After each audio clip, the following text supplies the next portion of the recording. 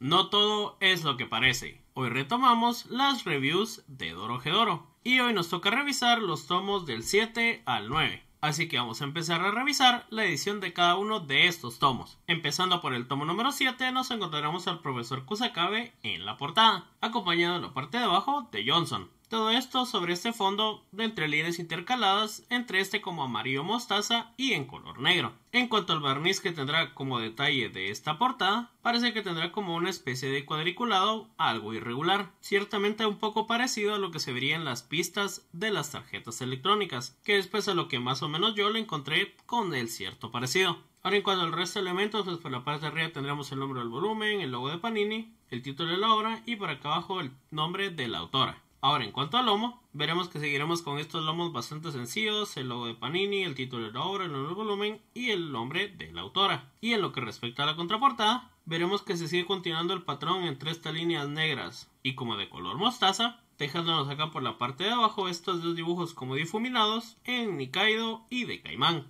Y quedando en la parte de aquí arriba el título de la obra con el barniz a registro, el nombre de la autora, el nombre del volumen y el ISBN junto al código de barras. Ahora en lo que respecta a las pestañas en la que acompaña la portada, nos encontraremos un patrón de ilustraciones de Nikaido, mientras que el que acompaña la contraportada veremos a uno de los miembros de los ojos cruzados. Por lo que si retiramos la sobrecubierta, podremos observar nuevamente como predominante este color amarillo, y en este caso pues será una colección de los rostros con los distintos personajes que ya nos hemos encontrado hasta este punto en la obra, teniendo pues el lomo exactamente igual con los colores invertidos. Ahora revisando la edición interna nos encontraremos de primero una página en papel cuché, la cual pues como ya es costumbre contiene una de las puertas de los distintos personajes de esta obra, que en este caso parece ser la puerta del profesor Kusakabe, y dejándonos por atrás el índice con los capítulos que contiene este tomo. Este tomo no contiene muchas páginas a color como tal, contiene únicamente estas dos. Contiene esta con los nombres de los mismos rostros que vimos en la cubierta interna y pues obviamente a todo color, y luego por la parte de atrás tendremos una ilustración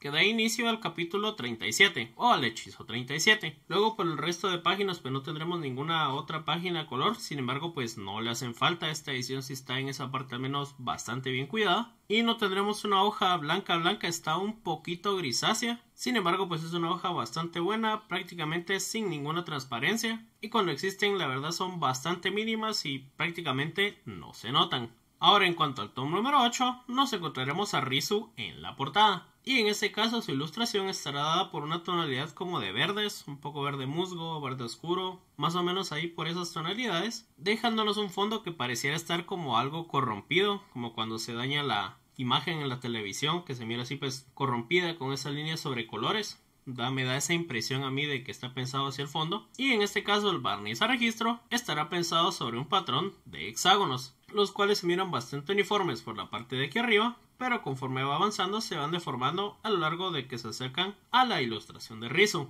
Dejando por el resto de elementos lo mismos que vimos en el tomo anterior, número de volumen, logo de Panini, el título de la obra y el nombre de la autora. Por lo que en el lomo nos encontraremos algo exactamente igual en la misma disposición, únicamente variando el número de este volumen. Y dejando en la contraportada, nuevamente esta parte que está pensada como una malla con esa cierta irregularidad en su tonalidad, con algunos detalles de hongos y de algunos demonios. Déjanos por la parte de abajo la ilustración de Caimán y de un nuevo personaje que conoceremos cuando vemos un poco más de la historia, teniendo por la parte de arriba exactamente los mismos elementos, dejándolo el título nuevamente con el barniz a registro, el nombre de la autora, el número de volumen, el ISBN y el código de barras. Ahora en cuanto a las pestañas en la que acompaña a la portada, veremos la continuidad de este mismo patrón para la parte del fondo, y dejándonos aquí en esta parte central la ilustración de otro personaje que conoceremos cuando vemos también esta parte de la historia. En cuanto a la pestaña que acompaña a la contraportada, veremos en el fondo exactamente lo mismo que ya hemos visto a lo largo de esta sobrecubierta, y en la parte central la ilustración de un demonio que era su aparición en este tomo. Por lo que si retiramos la sobrecubierta, veremos que esta se encuentra compuesta por unas como especie de postales, donde podremos ver a distintos personajes que han aparecido en la obra,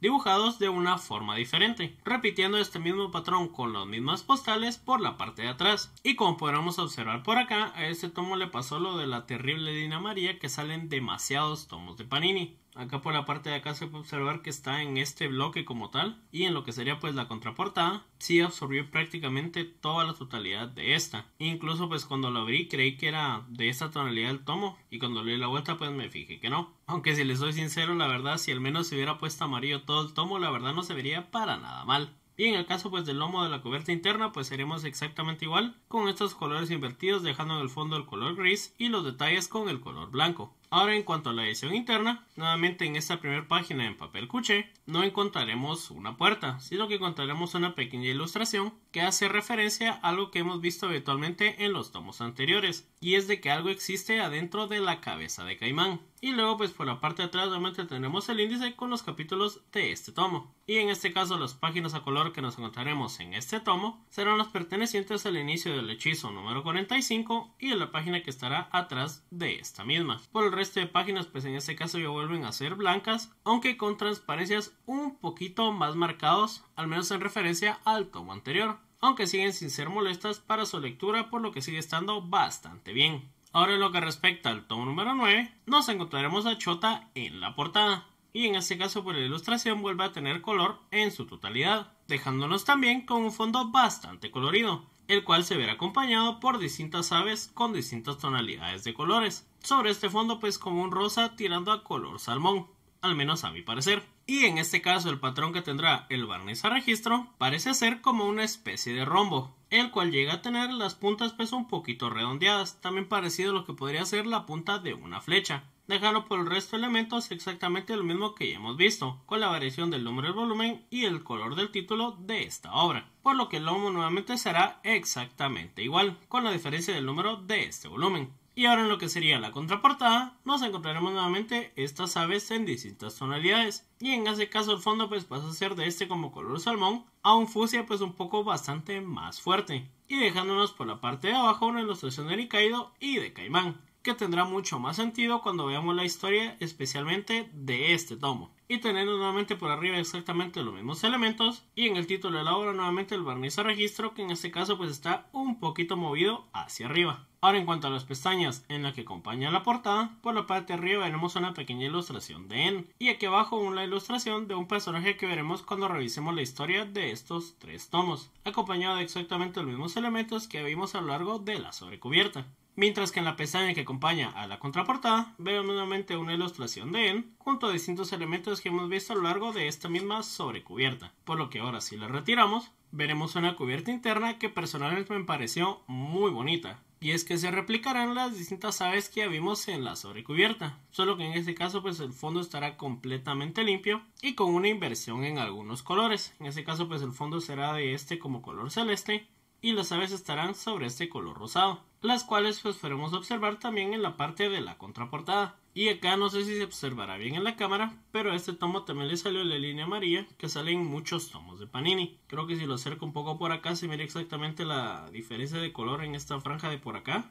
y a este otro de acá. Así que podemos observar que es algo que no le pasa únicamente a los tomos blancos. Y en cuanto al lomo veremos que este sigue con la inversión de colores, dejando como predominante el fucsia sobre este fondo y el color celeste en los distintos detalles que acompañan a este lomo. Ahora en cuanto a la edición interna, en este papel cuché nos encontraremos la que parece ser la puerta de Chota. Y en la parte de atrás pues nuevamente tendremos el inicio con los capítulos de este volumen. Y aquí mismo al inicio nos encontraremos con las únicas páginas a color que obtendremos en este tomo. Y por el resto pues nuevamente ya tendremos hojas bastante blancas y prácticamente sin ninguna transparencia, por lo que seguimos obteniendo una edición con la verdad bastante calidad, a excepción de los problemas que se ponen amarillentos en algunos tomos. Pero ahora sí vamos a pasar a revisar la historia contenida en estos 3 tomos. En el tomo número 7 veremos cómo Caimán se prepara para entrar a la mansión de En, junto a sus nuevos compañeros, los cuales pues son hechiceros. Mientras tanto observaremos que el grupo que proviene de Howl se encuentra junto a Shin Inoi. Pero antes de seguir con ellos, que veremos un poco más de Caimán. Y es que mientras sus compañeros se encuentran en una competencia para ver cuál de los restaurantes se queda en la mansión de En, aparece ante él Nikaido.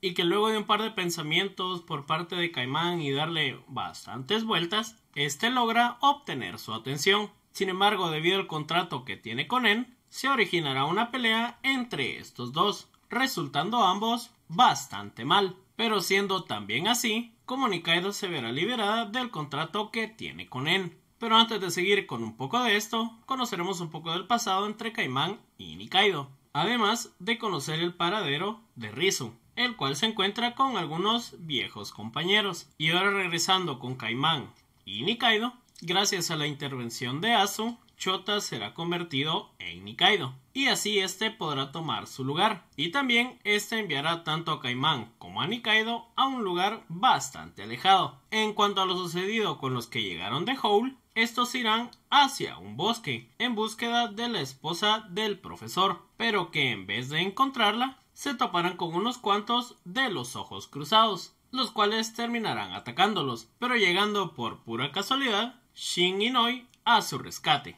lo cual lastimosamente tampoco termina nada bien. Ahora pasando al tomo número 8, veremos al inicio una batalla entre uno de los ojos cruzados y Shin, por lo que luego de ganarla irán en busca de Noi, la cual se encuentra prisionera de uno de los ojos cruzados, por lo que termina siendo rescatada por Shin, pero quedando como consecuencia la destrucción de la casa donde se encontraban los ojos cruzados. Y además, a raíz también de esto, el profesor descubrirá un par de cosas que veremos más adelante en la historia. Pero antes de continuar con esto, veremos cómo Asu es castigado por lo sucedido en el tomo anterior. Y ahora sí, regresando con Caimán y Nikaido, estos se encontrarán emprendiendo un viaje, para así poder encontrarse a Rizu, agregándoseles en el camino otro integrante de los ojos cruzados, que se une a ellos debido a las cruces que tiene Caimán en sus ojos, creyendo así que este también forma parte de esta organización. Que hablando un poco sobre esta misma, regresaremos nuevamente con Rizu